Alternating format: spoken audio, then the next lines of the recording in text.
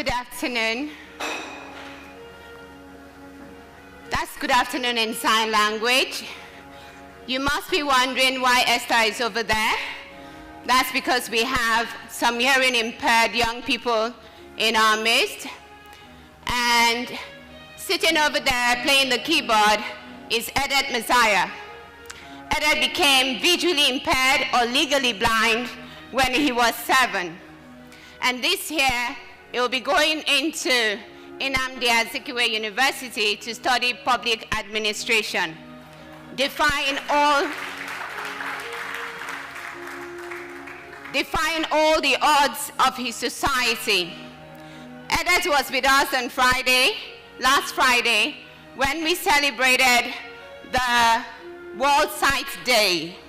And Delattre said in his lifetime, he has been called stupid, mumu, useless, not fit to live, because a society that neglected him decided to treat him harshly. Today, I'm here to speak on behalf of Delattre and my wonderful young friends who have various kinds of disability, because in 2010, I came this close to having a disability, to carrying a colostomy, what you call a urine bag, for the rest of my life. I have the singular privilege of being the only person in the world to be called Bitebo Gogo. Someone has said, sometimes it is not the dreams that we have that come true, but the dreams that we never knew we had. Sometimes we don't choose the path that we walk on, but the path chooses us. When I was growing up, I wanted to be a teacher. My father wanted me to be a medical doctor. And when I told him I would spend 15 years in school, he quickly changed his mind. We came to a negotiation, and I decided to follow his path to become a lawyer, only on one condition, that I become a law lecturer. That never happened. I became a lawyer, but thanks to River State University of Science and Technology, incessant strikes increased one-year master's degree program to 7 years. I started in 1999, got my master's in 2006, and forgot about becoming a law lecturer. Now, back to my story. My dream as a young person, before I became an adult, was to get married, have 2 children, get married to someone in the oil and gas sector, live a fantastic life, be a teacher, and never have to worry about anything until my children have left the nest. Then I could set up a foundation. Because at 15, I had an experience in the all-girls secondary school that I went to, where one of the students said to me, if you never sleep with a boy, you get a disease. And I said to her, that's really strange. I've never heard that before. And so I decided to have a debate with her. On the day of the debate, she chickened out. And I still decided to go ahead and talk to my classmates. I told them what it means to have sex and the consequences of having sex. And I realized after that class that I was actually born to be a teacher, and that a lot of young people did not have the right information in society, and that's why they end up giving in to negative peer pressure. Well, everything that I had dreamt was going like clockwork. I got married at 26 to a wonderful man, God-fearing, and we started planning to have children. I thought by 30 years, I'll be done. By the time I was 30, my nest was still empty. Not because the children had left the nest, but because they never came in. And the doctors gave us a grim diagnosis. They said we were fertility challenged.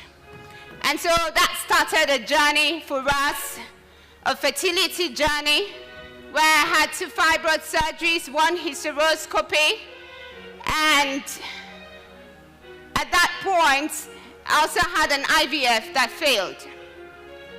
The doctor said to me, my chances of getting pregnant was 15%.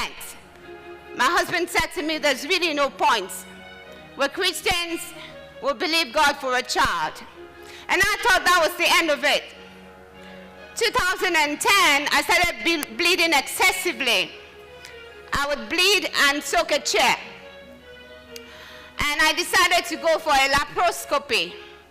It's supposed to be a 45 minutes procedure where they use an optic fiber through your navel and check what's going on inside of you. Unfortunately, they did more than check. They punctured my intestine. And I was bleeding to death. They had to do an emergency surgery. That surgery took 3.5 hours. What happened afterwards is left to your imagination. My stomach became a patchwork of a doctor's job gone bad. I had so much pain, I felt like soldier hands were taking a terrific march across my stomach. The long and short of it is that 3 days after surgery, I came precariously close to losing my life. And I thought to myself, could it get any worse? But it did get worse. 2 weeks after surgery, I couldn't sleep, I couldn't eat. I was in so much pain. I went to another hospital and I was told that my stomach had been infected. And they said to me, are you a Christian? I said, I am a Christian, but right now I'm not in the mood to talk to God. I lost his phone number. Sounds funny, but it wasn't funny back then. But anyway, the doctor said to me, you have to pray really hard because we don't know where the infection has spread to. If it has spread to your colon, you'll be carrying a colostomy for the rest of your life. I suddenly remembered God's phone number. And I called him up. I said, God, you have to help me here. And they did a surgery, 5.5 hours of surgery. But an interesting thing happened. I was billed for surgery on Tuesday. On Monday, my veins collapsed. I was rushed into the theater to be given a deep cord where they could put the intravenous injections. On the morning of the surgery, my stomach burst open. I was smelling like a septic tank. I was rushed into surgery. I was in surgery for 5.5 hours. Came out of surgery, and then my body just decided to have a mind of its own. Nothing works. All the antibiotics didn't work. And for 3 weeks, kept having diarrhea, kept throwing up. Everything was not working. And someone came to me and he said, do you remember God's phone number? You better call him because you're looking at going this time around and it's for real. And for those 3 weeks, I thought about the dreams that I had. I asked myself so many questions. If I were to die now, what would I like to be written about me? What would I want to be written in my obituary? If I were to die now, would the girl that I was as a child be proud of the adult that I became? If I was to die now, how many people would miss me? How many people would remember me? Will the world ever know that I existed? So many had questions. And then and there I said to myself, if I ever make it out of this, I didn't promise God anything because there was really nothing to promise anyways. You know, but I said to myself, if I get out of here alive, I'm going to set up a foundation. I'm going to stop thinking about what other people would say. I'm going to start thinking about living. And so, 3 weeks after, I was given a very strong antibiotic. And one of the side effects was that I could have had temporary amnesia. But thank God, he remembered my name. Just like Israel says, I'm a friend of God. He remembered my name and everything went well. this whole incident started on the 10th of January 2010. I got out of the hospital on the 6th of March 2010. When I got out of the hospital, I got in touch with my friend who I asked to incorporate KIR Foundation for me. But I couldn't start anything until the following year, when my life actually began at 40. And it took me a whole year to recover. And at the age of 40, KIR Foundation began. And I've done more in 3 years with my team that I've done in the last 40 years of my life. We started at the Red Cross Orphanage in Lagos, Makoko. I believe you saw the slum when the kind doctor showed us where not to live. Anyway, these kids live in Makoko. That's an orphanage in Makoko. When we got there, we realized that a lot of people are more interested in giving them their old clothes they don't want and visiting them once or twice a year to give them food. But they don't feed the minds of the children. So we started Play and Learn. And Play and Learn has been going on at the Red Cross Orphanage for the past 3 years. Every fortnight, our team is there to teach the children through play. And then, the same year, we started working with street children in established homes. We found out that most of the time, when the children spend a lot of years on the streets, they end up hating to read. Most of them are not literate. So we started a book club in one of the homes in Yaba, Street Child Welfare Initiative. And that's Shem right there, reading 17 Secrets of High-Flying Students by Fela Durotoye. Shem had been on the streets since he was about 7. And we realized that until we change the way our society thinks, we cannot develop as a nation. And one book club wasn't enough. We decided to go to another book club, set up another book club in another center for orphans and vulnerable children, and that's the Jackins NGO. Somehow we realized that not any book would be enough for these children.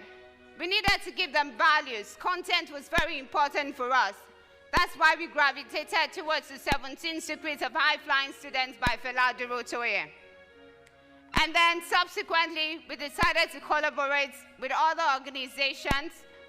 And we had a charity fair because we realized that we needed to make more impact.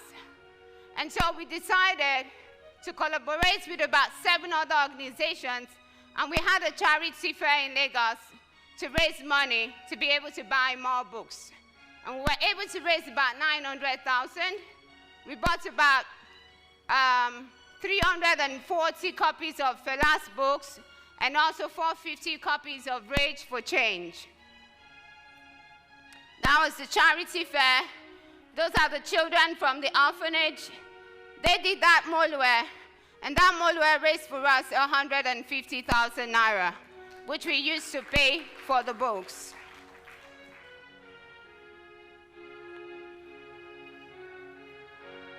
That's Fela Durotoye. Fela has been very supportive of our work.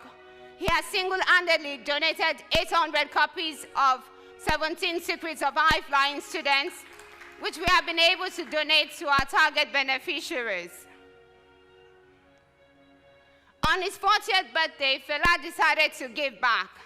This is actually where people live. This is called Dustbin Estates. And people actually live there. They build their houses on dustbin, so you can imagine what kind of life that they live. The young lady in the middle, Tolu Sogonshoya, is the executive director of Lord's Charity Foundation, and they have a center there. that teaches young people values. And like he rightly said, you have influence. Tolu started the center when she was doing her youth service. And she's been working with those children and that community for the past 4 or 5 years. And so it is important to realize that nobody here has an excuse. You can't say, oh, I don't have anything. You do have something.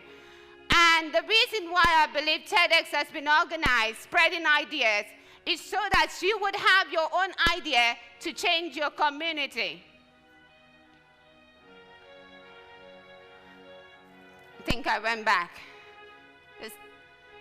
Okay. Interestingly, during the charity fair, I met an Italian lady, and she said to me, Bitebo, you're doing a great work, working with orphans and vulnerable children, working with young people, you know, but there's a group of people that you forgot to work with. And I said, whoa. She said, prisoners. I said, you must be kidding me. And she said, I'm not kidding you. Prisoners do read. They have adult literacy program. Some of them are on online university, open university. And I said to myself, my goodness, Nigeria is moving up. And I decided to pay them a visit. I went to the KIR medium, maximum, Ikoyi, and female prison. And then in 2013, January, I went to Kuje prison, and we donated Rage for Change. Now you will think that that is where I would stop moving up or stop working with different people. Somebody else came and said, well, you forgot another group of people. I said, oh, no, not one more. They said, yes, you did. I said, which people? She said, people living with disabilities. I said, oh, my word, where do I find them? And she said to me, there's one down your road.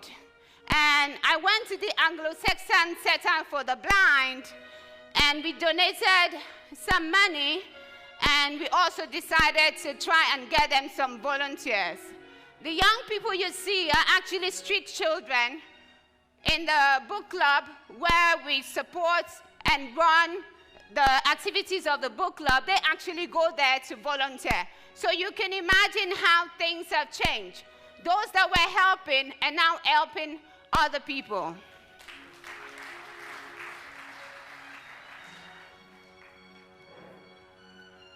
And that's where the story gets really interesting.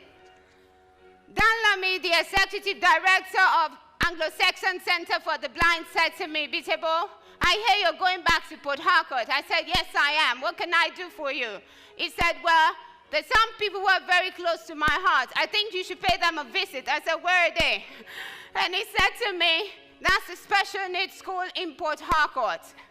And so I went to the school. That's what the school looks like. I got to the school. It was in a deplorable condition. My heart broke. And I say this without trying to sound corny, but when I actually got there, the place was in such a mess that I actually thought they kept animals there. And the first thing we did was to try to see if we could engage with policymakers, governments, corporate organizations. And you know what? Empty promises never delivered. And so we decided that we're going to do something by ourselves. Whatever little we could do, we had to do it. And so we started by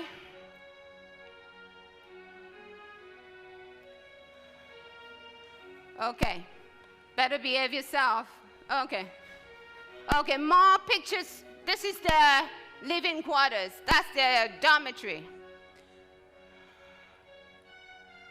Okay.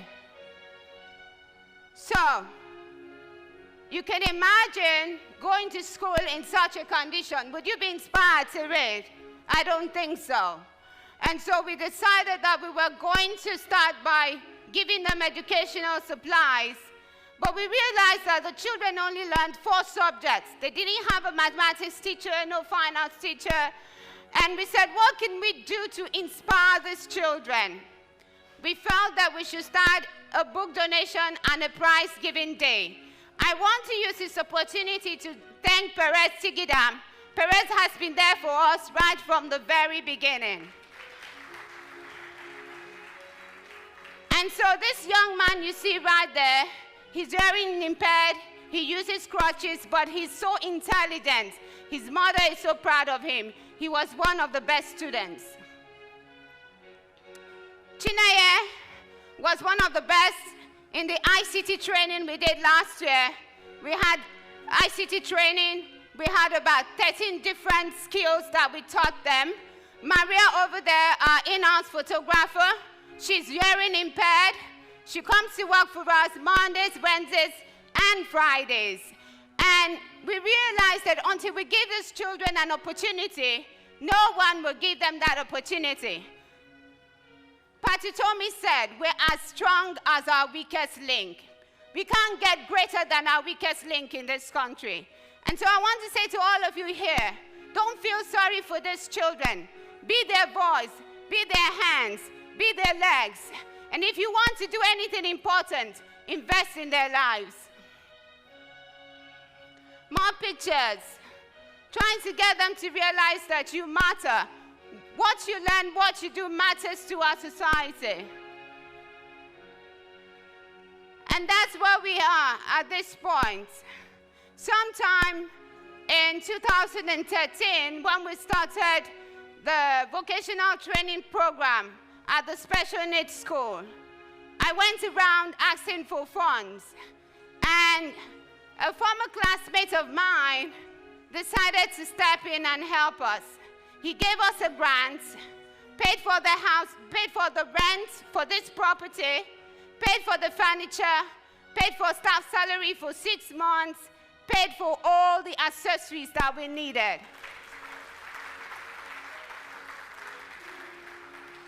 And so, right there you have children from the neighborhood coming in to read. I believe that we can change our neighborhood one at a time if we do put in some effort into it. All of us have challenges in life. That is not an excuse to be any different. It is not the challenges that we have that matter. It's the way we respond to it. If you can use them, positive good can come out of it.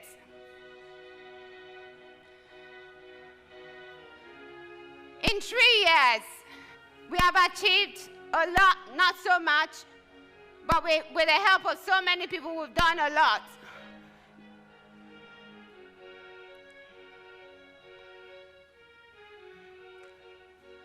And what is our mission? Our mission is to transform the lives of orphans and vulnerable children, youth, persons with disabilities, prisoners, women living in our communities and our local communities. Our vision is to raise innovative leaders committed to lifelong learning and community service, just like the boys in the street home who are now volunteering at Anglo-Saxon Center for the Blind. This was during the vocational training at the special needs school.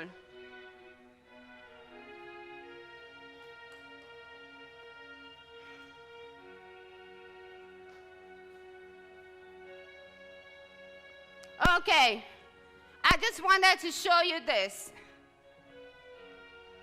In 3 years, we've been able to donate 9,581 books.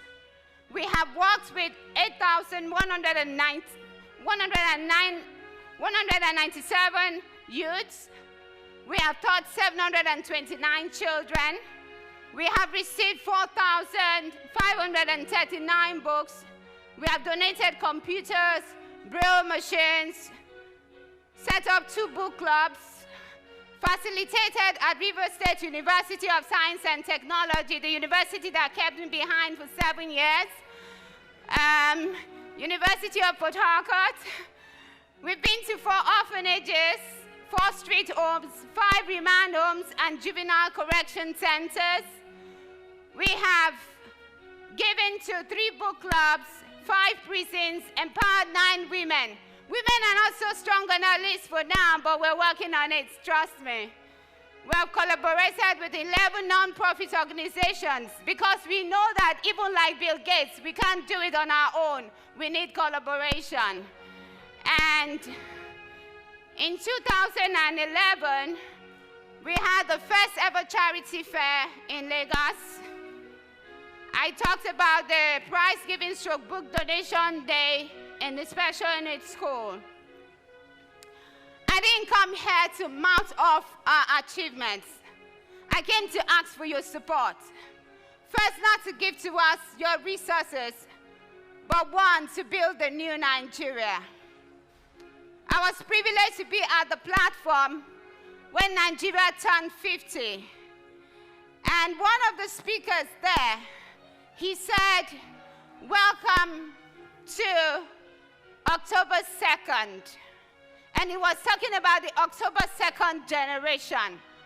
I want to ask you a question today. Are you the October 2nd generation?